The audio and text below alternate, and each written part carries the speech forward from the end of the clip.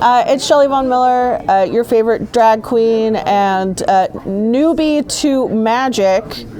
If this looks unfamiliar to you, I'm at Kangaroo Tales here in Houston, and I had some trouble building this deck, and so I decided to utilize their wonderful deck building service. There we go. I couldn't think of the word. I was like, system? Nope, that's not right. Service. And yeah, you can set your own budget. There we go. See, that's what he's here for. You could set your own budget and figure out a theme and like what you want for your commander, and they'll help you and dig through their. How many cards do y'all have? Here at the shop, we did the math not too long ago, but if you average out all of the shelves and the boxes, we have slightly over 4 million cards here in the shop here at KT. Yeah. And that is bulk across many different games, including Magic the Gathering, but not exclusive to games like Pokemon, Digimon, Gundam, Riftbound, Lorcana. There's a lot. Yep, it's very good. And trust me, I'm in here way too often digging through boxes. A lot of my decks that I've built have been utilizing the library here, and they have really great prices. They use TCG Player. Speaking of TCG Player, you can use my link down below to get your sealed and singles from any type of TCG that you want. And yeah, I'm really excited to go through my Tasha Witch Queen deck. I've been wanting to, as soon as I knew this was a card and it was available to play as the commander, I was like, oh, this is perfect. So as y'all know, I love D&D. TTRPGs are my bread and butter, and Magic just so happens to be owned by the same company. So yeah. Thanks, Wizards. Yeah, thanks, Wizards. Not sponsored, just a fan of their things. So yeah, I was like, oh, we're building with Tasha. And you want to explain what Tasha does? Yes, so Tasha, the Witch Queen, is a planeswalker that has the rules text of being allowed to be your commander. Anytime you cast a spell that you don't own, you get to create a 3/3 black demon creature token, which is pretty nice. You can just steal people's cards and get extra value out of it. It comes into the battlefield with 4 loyalty counters. It has a +1 loyalty ability to draw a card, and then for each opponent you exile up to 1 target instant or sorcery card from that player's graveyard and put a page counter on it. That becomes important later. For a -3 loyalty counters, you may cast any spell from among the cards exiled with page counters on them without paying their mana costs. That allows you to essentially fill up your opponent's graveyard with some saucy cards, exile them using your commander's +1 ability, and then later on, whenever you need to, cast said cards at instant speed due to the rulings on the card, and just gain big value for next to no cost other than time and effort. I was going to ask because usually for adding loyalty counters to planeswalkers, that's only a sorcery ability. Does she step over the timing? She herself doesn't step over her timing with her usage of her abilities outside other effects that can do it. We'll come back to that. However, she does allow you to cast cards ignoring their timing restrictions. So if you were to cast, for example, we have a card in the deck called Teferi's Talent. This allows you to enchant a planeswalker, and it gives the enchanted planeswalker an ability of -12 loyalty counters, giving you an emblem allowing you to activate loyalty abilities of planeswalkers you control on any player's turn at any time you could cast an instant, allowing you to essentially cheat the system since, one, this becomes an emblem, so even if you lose the planeswalker, you still keep the emblem itself, allowing you to recast Tasha later and then continue to use her effects at instant speed, and then two, giving you additional access and value out of the cards you exile with Tasha. Then you also have the Chain Veil inside of the deck. Wonderful card if you're playing Planeswalkers. giving you the slight debuff of dealing 2 damage to you every your end step. That you don't use an ability, you would lose 2 life. But for 4 mana and tapping the Chain Veil, you get to activate your Planeswalker abilities an additional time as if you hadn't already activated them. Oh, very nice. Giving you multiple triggers per turn, and if needed, multiple spell casts from Tasha the Witch Queen. Love that. So we're going to go over the deck itself. So we kind of went over some of the commander and some of the things to help it kind of ramp it up to get some spells. So let's go over what pile do you want to start with first? Let's start with the flavor piles. So one of the given instructions when constructing the deck today is that we wanted it to be a kind of Warlock Witch Demon tribal. So we have included cards in here that fit the description of Warlocks, Witches, and Demons, with an attempt to also keep it in line with what the deck itself does, or in some way support the deck in maybe a roundabout manner. So the reason why I wanted that specific flavor is because if you know anything about Tasha, she can be a Warlock's now my brain just a Warlock's patron. So there we go. I was like, brain, do the thing. I know things. Guardian, but I know that's no, yeah, a Warlock's patron. So, and plus she has a book, which includes subclasses for Warlocks, and I thought it would be a really cool thing to kind of do that. And since she has demons that she tricks out, might as well try to get some demons to kind of buff them up and make some things happen. And also, come on, she's a witch. She's a witch queen, so she's got to have some witches on her side. We're going to pick out just a few cards here, 1 for some flavor and 2 for some context from my Witch and Warlock piles here, just to give a feel on what we were going for in regards to support of the deck and trying to make sure it stayed mostly in line with what we wanted to keep going. If only Gristlebrand was allowed in this. Gristlebrand was allowed in this. It'd be great. It would be great. So, while not exclusively Warlocks or Witches or Demons, we have the Witch's Cauldron and the 9 Lives Familiar, just for a bit of flavor. The Witch's Cauldron, allowing you to sacrifice a creature and gaining a life and drawing a card, works fairly well when your commander is constantly creating you creatures from the ability allowing you to make a 3/3 demon on casting an opponent's spell. So there's almost always a source to draw cards there from. And then the 9 Lives Familiar, constantly reanimating itself, again, giving more value to the Witch's Cauldron. We also have our Passageway Seer, a Tiefling Warlock, 2/2 for 4 mana. It has lifelink. When it enters a battlefield, you take the initiative, bringing the initiative combat mechanic into Magic the Gathering, into your game. And then at the beginning of your end step, should you have the initiative, you put a +1/+1 counter on Passageway Seer. Hopefully every turn spiking up its damage, slowly ramping up, until eventually you've got yourself a large body that they must find an answer to. Then we have Hama the Bloodbender from the new Avatar set. I guess not so new, Lorwyn did just come out this past weekend. Milling your opponent 3 cards, again filling it up to get that graveyard inside for Tasha. And then you exile up to 1 non-creature, non-land card from that player's graveyard. For as long as it remains exiled, and as long as you control Hama, you may cast the exiled card during your turn by water bending X, rather than paying its mana value.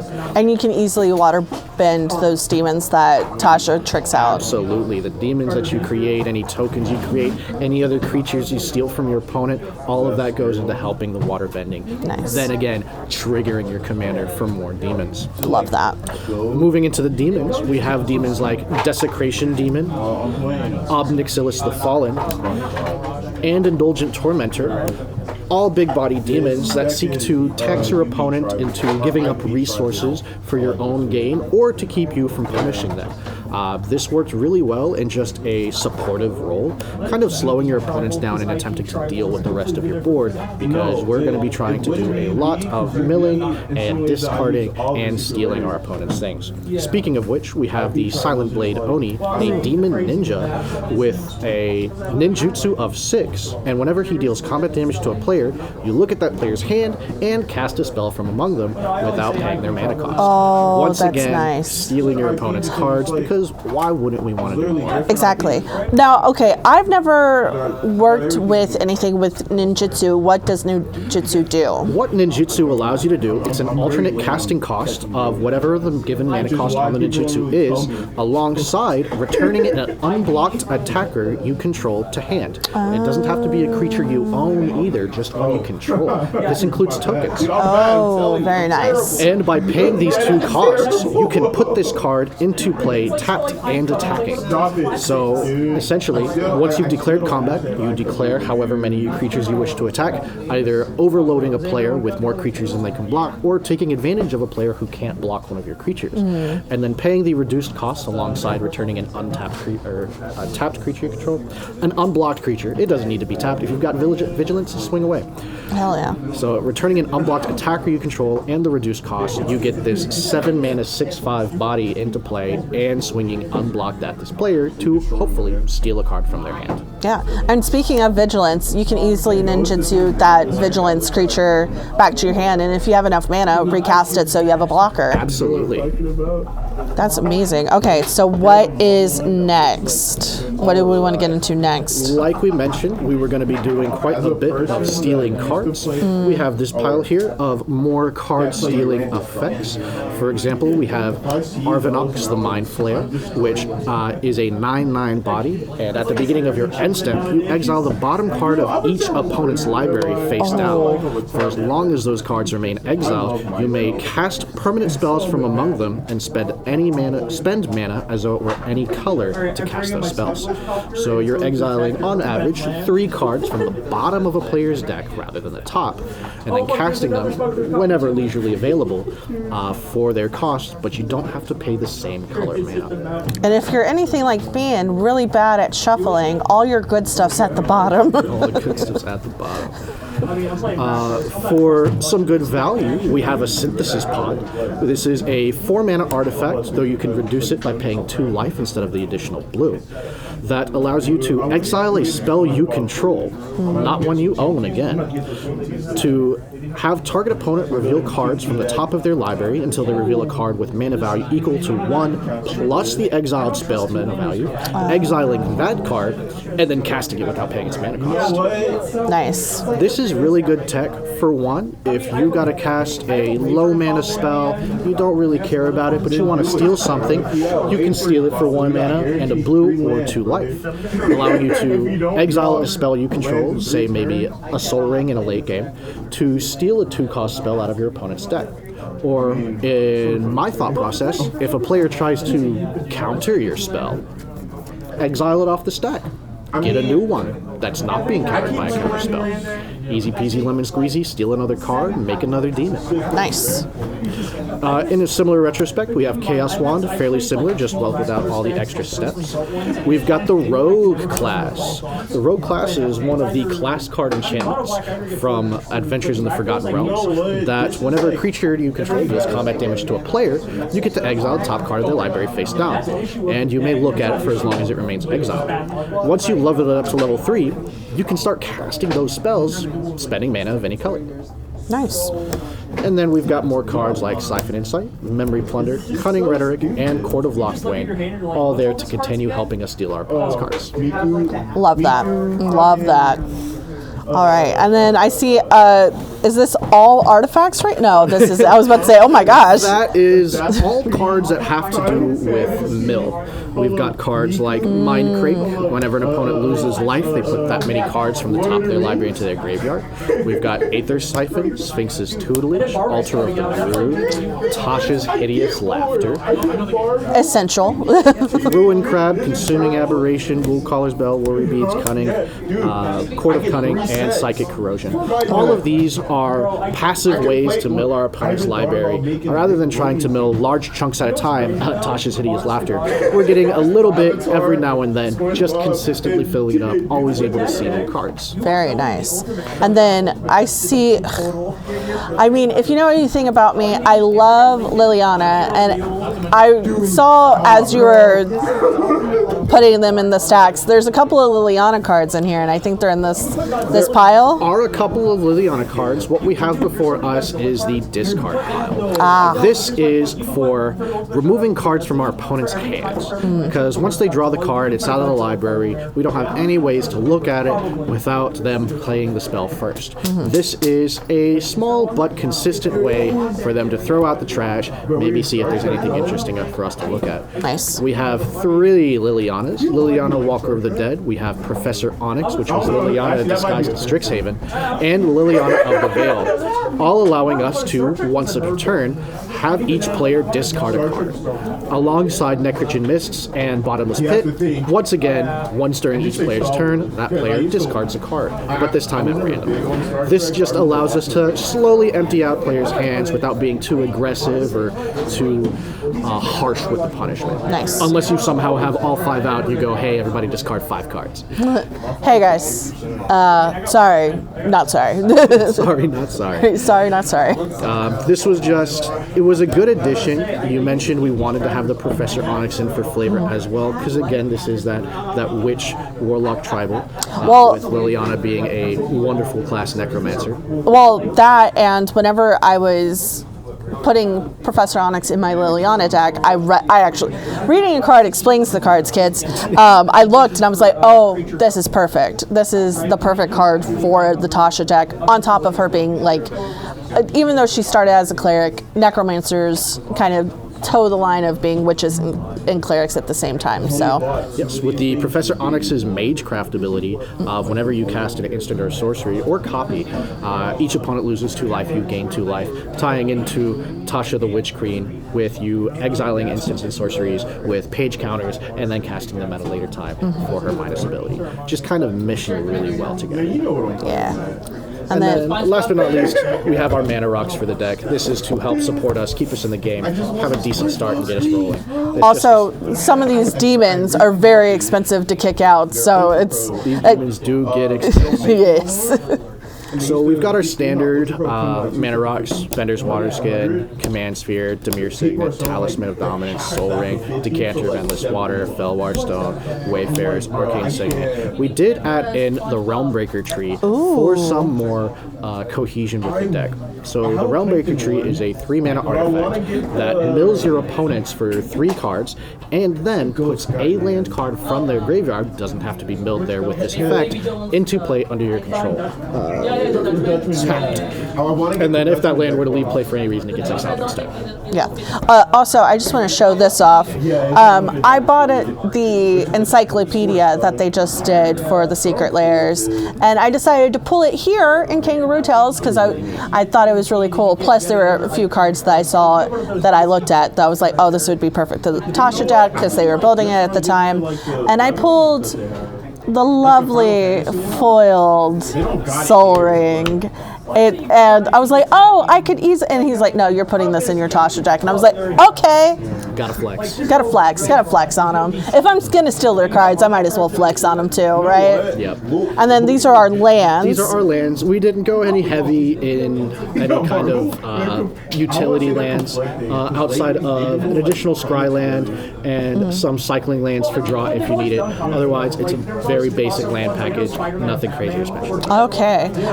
So I am going to be upfront. I love being transparent whenever it comes to anything like this. I gave them a budget of $200. They did another deck for me. They did my Angel Orzhov deck with Lisa, the Forgotten Archangel. I gave them a $150, and it's a very good deck for that price. So if somebody wanted to copy this deck, I'm going to put the deck list down in the description. How much was it going to be? I would say, due to the support, you also left some cards with us that were not included in the overall budget of this deck. If we were also to take out the value of the basic lands or anything like that, I would say the deck is easily around $250, $275. Okay.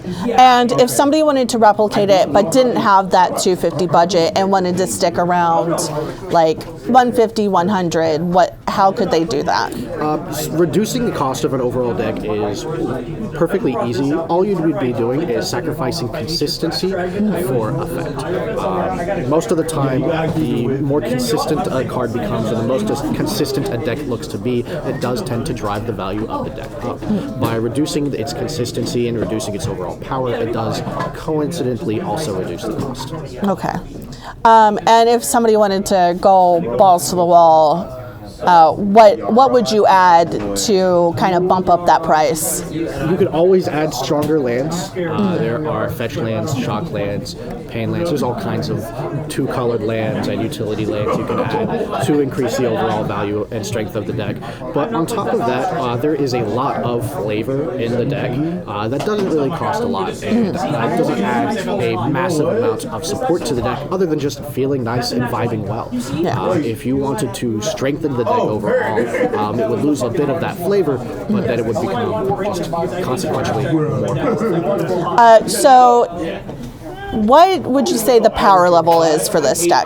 I would say this is a solid 3, given the current bracket system provided by Wizards of the Coast. There are no tutors that I can recall, and no game changers of any kind. So it's a solid deck.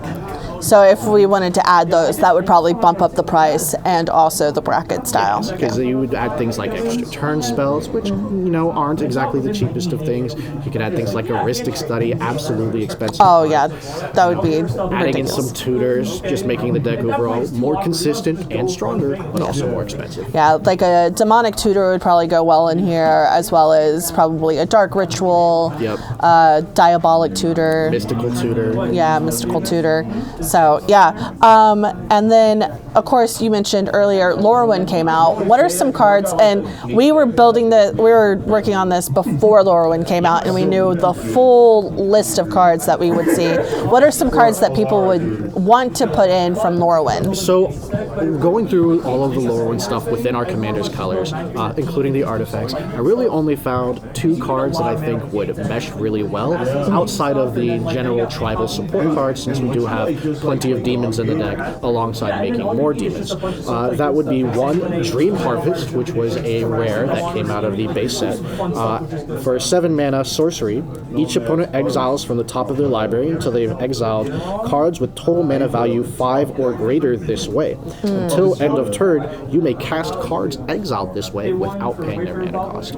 This works really well against low card decks, or against high card decks, high value decks, where you're exiling large creatures like Galta, or other large mana demons or angels or dragons, or against low cost decks like goblins or kobolds even, where you're exiling very low value stuff, maximizing the total number of cards you can exile. And then just spreading them all out. Yeah. Each one of those you cast also gets you another demon thanks to your commander. Yeah, that would be like a really good alternative to